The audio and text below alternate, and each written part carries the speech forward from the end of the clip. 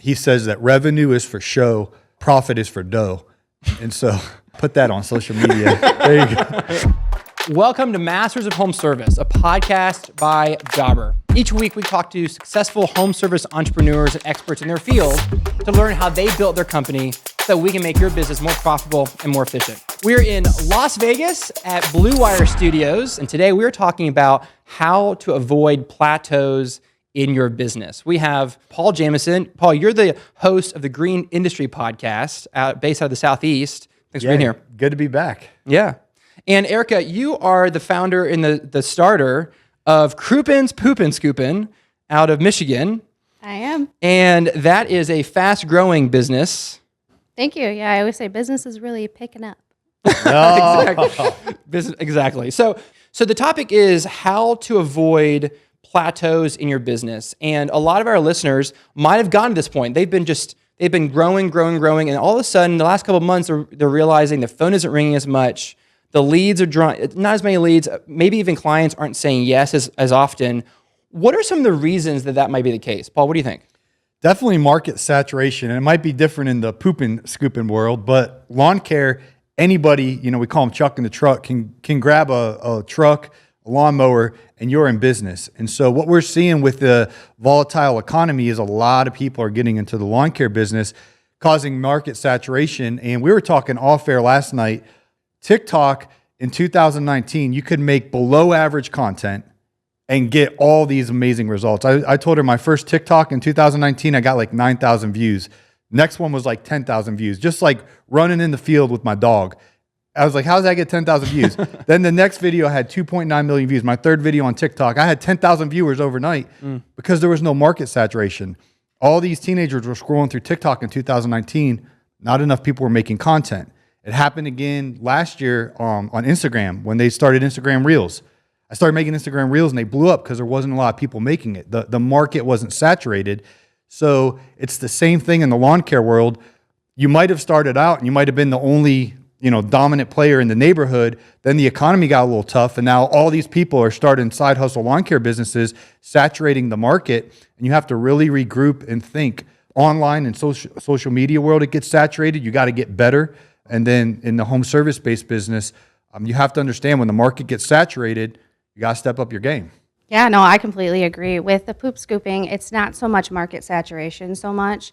It's more about creating awareness for the industry, because a lot of people don't know. They don't know that a poop scooping business even exists. Mm-hmm. And if you are a business owner and you're like a solo entrepreneur like I was, when you get overwhelmed and it's time to hire somebody and you're trying to figure out new policies and procedures, you only have so much time in the day, right? And so sometimes your marketing starts to go down, and if you stop marketing, then people don't know that your service is available, they can't find you, boom, plateau.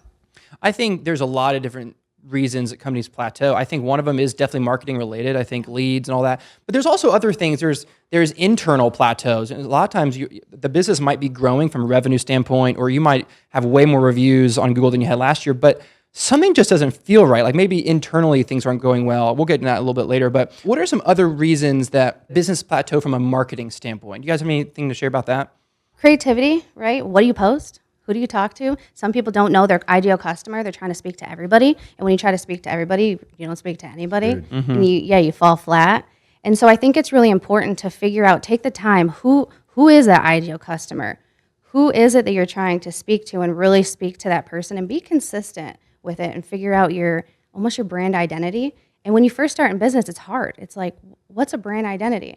I'm going through that right now. I am in that struggle of the internal plateau. But 2024 is going to be much different. How come? Because I'm reaching out to people. I am making connections, being around people that are smarter than me, that can guide me and say, yeah, this is painful. This is hard, but you need to get through this hard stuff in order to get to the next level. Because if not, you're not only going to stay the same, you're going to go backwards.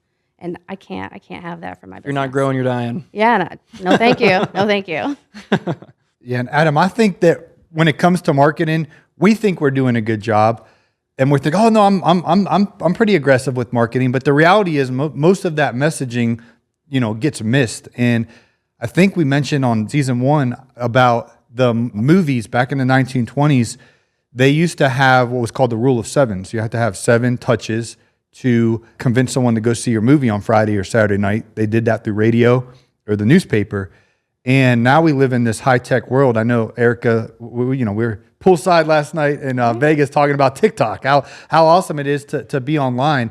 But now it's like 21 touches to get someone's attention, because there's so much, especially here in Las Vegas. I woke up this morning and there's advertising on the hotel across the street. It's like 5:59 in the morning and I'm being marketed to some show. So our marketing needs to be more aggressive than we think it has to be, because people are inundated with so much. So I think we need to be doing more than we think, and there's so many wonderful ways to do that. And that's going to help log jam us out of the plateau is marketing. I think that's a brilliant solution to getting out of the rut.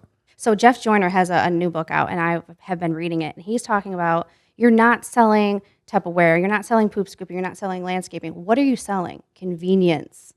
And so you need to figure out, what are you actually giving your customer that they want, and thinking outside the box, and not push oh, you're going to get your lawn mowed, you're going to get your dog poop scooped.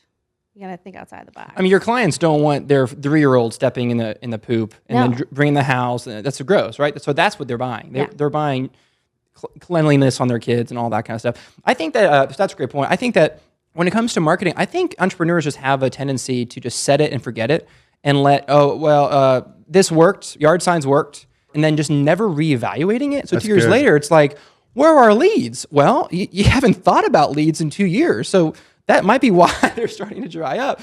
You got to give it some attention. You got to give some love. You need to give some care, and you need to reevaluate those markets. Some things are tried and true. Yard signs are tried and true. 9 rounds are. There's some things. Google Ads, those are tried and true. But gosh, do you really want to just set Google Ads on, set and forget it, and then just spend so much money without ever reevaluating it? You would never do that. There's other things that you should never do that too. And so basically, just forgetting about your marketing is not a good plan. Oh, I agree. Because when you start your business, right, you only have so much funds, you only know so much. So you make your marketing material, you reach out to people, and they do it. And then when you reach another income level, you can afford better marketing material, better signs. And so a lot of times as entrepreneurs, we're stressed out. We don't have a lot of time. We're maxed out. It's like, do we really want to go through that again? Mm-hmm. Absolutely. We have to get to that next phase in business. That's a great point. So what does mindset have to do with plateau? So let's pretend there's a listener out there. She just realized her business is plateauing. What kind of mindset does she need to have in the next 90 days to push through it? Quit being a crybaby. Really, I feel like I'm talking to myself, because I'm going through this right now. Quit being a crybaby, get over it, and start making the connections and start taking the time to push through it, because it's going to be so much better on the other side. Yeah, I think there's 2 things. When you get into a little bit of rut, you need education. You need knowledge to get to that next level, and you need networking. And oftentimes, this could take an investment of money.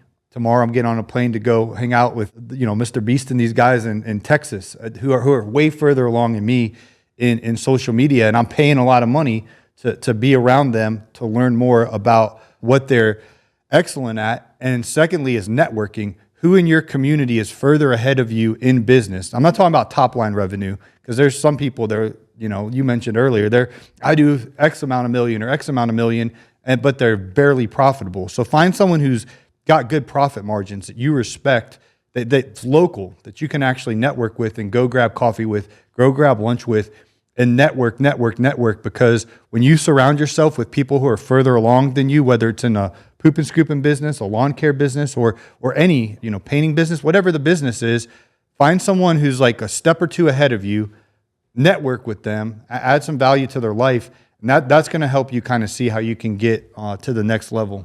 Well, this is great. Let's take a quick pause and talk about some of the reasons that you guys use Jobber for your business. Paul, how has Jobber made your business better? Yeah, getting paid, man. I could tell you stories all day long about when people say the check's in the mail. That drives me crazy, because it's usually not in the mail. I can't tell you how many times, Adam, I put my key in the mailbox, I said a prayer, I twisted it, I opened it, and I got coupons at a Chinese restaurant, but I don't have my check. But with Jobber, literally, I can send the invoice and they can just pay it with their card on file, and I can see that they opened it. If you can get paid faster, it will give you more peace of mind. As a business owner, when you're stressed out about money, then your employees can sense that, your customers can sense that. But when you get paid faster, you have margin in your bank account, then you can focus on serving your customers. So Jobber allows you to do that. You know, if you have a lawn mowing maintenance business, you definitely need to get cards on file for your customers so you can get paid right away. Yeah, mine's more the organization. I'm a chaos. I'm a tornado, right? And so there's notebooks everywhere, and I lose the notebook. I misplace the notebook. So having everything within Jobber, all the customer communication, all of the notes, it stopped me from waking up in the middle of the night like, did I reroute this person? Did I skip this person? Because in the beginning, I did. I skipped customers, and I don't do that now with Jobber. Skipping customers is not a good thing. Oh, it's a terrible feeling to get that message like, you didn't come to my house today. You have to learn quick to stay in business because that's unacceptable. Listeners to the podcast need an exclusive discount by going to jobber.com/podcast deal. What are some even more practical ways to change your mindset around Plateau and take it from it being a curse to a blessing? Write the stuff down, come up with a plan, and stick to the plan. And then also find an accountability partner. Find somebody that you can relate to, somebody that is further along in life, and have them hold you accountable. And like you had spoken on, you might have to spend the money into it. And a lot of times you do have to reinvest into your business, and don't be scared to spend it because that person is really going to help you think outside of the brain that you're in right now to get you to the next brain, the brain that makes more money, that's more successful. And it's not automatic, Erica, if you spend money on education that you're going to get an ROI. So do be careful because there's a lot of sleazeball people out there. You'd be like, hey, buy my course for X. It's like, dude, that's a bunch of crap. But if you have, for example, an audiobook that somebody you respect recommends and said, hey, this is a really good audiobook I listened to. I just got a new audiobook subscription. They were running a sale, hashtag not sponsored, but it was like $159 for Audible. And I got 12 credits, but I got it on a discount. And so those 12 credits, I'm already just digesting all kind of audiobooks that have good reviews that other people that I respect of like, hey, you should listen to this. And I'll just wake up in the morning. Erica knows this. I just bought a new massage chair. It's got Bluetooth speakers on it. And it does the whole thing. And so I can have my Bluetooth speakers in my massage chair. And I'm sitting there getting education from people who are much further. And the cool thing about books and audiobooks, they're usually about one topic. So it's usually about how to be better at sales or how to be better in your marriage or in a relationship. And there's a topic to the audiobook. So that's a great way where you can educate yourself for $15 an audiobook versus, like I just mentioned, I'm spending a lot of money to go to an event. But either way, you can definitely invest in education. And once you think you're a know-it-all, I got it all figured out, forget about it. I don't need that. Forget about it. And there's a lot of people in the lawn care business that are these grumpy old men that have it all figured out. And once I sense that on someone, I'm like, yikes, don't let that ever be me. I want to continuously be humble enough to learn. If you hit a plateau, go back to what you were doing when it wasn't a plateau. Like figure out what you were doing before. Go back to your basics. Hit the basics. Do what you were doing that got you to where you're going. And that might not always work because we talked about some things expire, right? But you need to think back and, okay, I used to do this since I used to answer the phone every time it rang. Now I go to voicemail. I used to take my people out on a weekly basis for lunch, and I stopped doing that. There's things like that got you to where you are that you just gradually have stopped doing. I want to change the topic a little bit or change the direction a little bit. I think there's sometimes where we think we're in a plateau, but we're not really. We're just spinning our wheels. And eventually, as soon as we get to like a certain point, we're going to take off. If you can view a plateau as quiet growth, like this, if an outsider was watching your company and they were like, wow, he's hitting a plateau. We're not plateauing. We're just about to take to the next level. So we got to here and then we plateaued and then we're going to the next level. And I think from an operation standpoint, from an organization standpoint, or reevaluating all your marketing, or maybe you do a whole new round of hiring, or there's a lot of things that you can do internally, quietly, behind the scenes to really get ready for the next level. And it's not really plateau. It depends on how you measure it, right? Like if you're measuring just on revenue or lead flow, maybe it's a plateau. But if you view it as a way to actually change your business for the better, now it's not a plateau. Now it's a launching pad. Oh, I agree 110%. Because if you're financially kind of just staying where you're at, but you're building the systems, you're polishing stuff, you're working on your marketing material. Yeah, you're ready to launch off. Yeah. Yeah, we need to prioritize stability because we keep throwing out the term next level. But if you accelerate to the next level too fast, you don't have that foundation in place, it's going to crumble and there's going to be some negative consequences. So sometimes the top line revenue might not be skyrocketing, but if you are getting all of the foundation and the systems very stable, then what usually happens is things start to multiply and accelerate when everything's got a really strong foundation. So you got to be careful, especially in the social media era. A lot of these jokers are flashing this business that they have, especially some of these young kids are just like 19-year-olds and they're flashing all this stuff. And I'm like, oh, like you gotta get the foundation stable, because if it's not and you get to that next level prematurely, forget about it. Prioritize being stable. And then when you can grow from that place of strength, things accelerate swiftly. Yeah, and a lot of times we get to a plateau we're talking about, and we realize, oh, I need to tighten up a little bit. I need to get this stuff out of the trunk that's weighing down the car, like be more efficient. Let's pretend over a 2-year span that you're in a plateau, you're at $1 million revenue, and you are at $1 million for 3 years in a row, but your net profit went from 5% to 10% to 15%. Is that a plateau? No, I don't think so.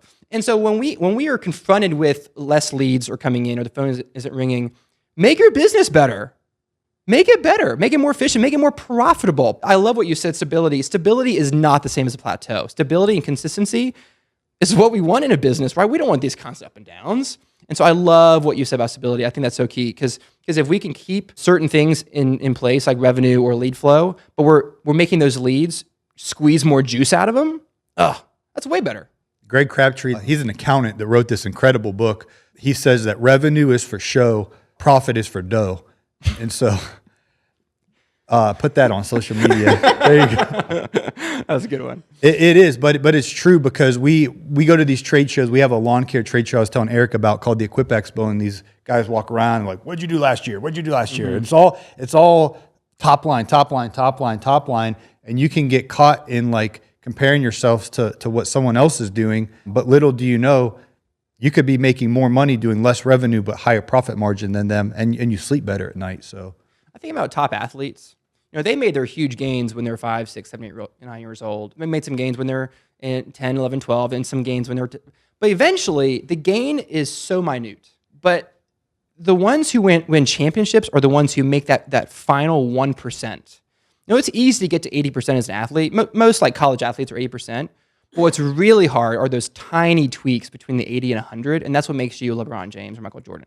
That might not be the case for a lot of our listeners. A lot of our listeners might be in that early 7 or 8, 9 years old stage, and they need to keep getting after it. But it's really important that you have the proper mindset on what is a plateau and what am I doing about it, and how am I viewing it as a way to make my business more profitable and more efficient. Any final thoughts? I think you need to own up to it and be like, I'm in a plateau right now, and acknowledge it, and then come up with a plan. Because some people just be like, oh, it's just slow. It'll get better. It's not going to get better if you don't make it. If nothing changes, nothing will change. Paul? Yeah, using the sports analogy, we're recording this on a Monday. So the NFL teams today, what are they doing? They're looking at the coaches, the coaching staffs, they're looking at their performance from yesterday, and they're analyzing, oh, this guy missed this block and that caused this sack. And they're looking and studying what they did yesterday. And then they're going to, on Wednesday, when the players come back, they're going to, acknowledge it. Like, hey, you missed that block and that caused this. And so I think you got to recognize in your business where you're doing something wrong, and then regroup, make the pivot, make the adjustment. That's a great episode. I'm going to recap it in 3 actionable steps. Number 1, I like what Paul said. Don't set it and forget it. Reevaluate your plan and make sure that you're not doing things that have expired. You just keep doing those things. That's not going to work. Number 2 is your mindset. How are you changing a negative experience into a positive one? And number 3, seek knowledge, seek community, seek accountability. Ask people to help you along the journey and grow with somebody else. Paul, Erica, thank you so much for being here today. How can guests learn more about you? Paul? Green Industry Podcast on Instagram, and we also do a daily podcast Monday through Friday, Green Industry Podcast on Spotify, iTunes, etc. Mine's a little bit more complicated. It's The Scoop Podcast, pretty much over all the social medias, or Crouppin' Scoopin' Scoopin' on all the social medias. You can find me. Great. I'm thankful to our listeners for tuning in today. I really hope that you heard something that made your business more profitable and more efficient. I'm your host, Adam Sylvester. You can find me at adamsylvester.com. Remember, your clients and your employees need your very best, so go give it to them. We'll see you next week.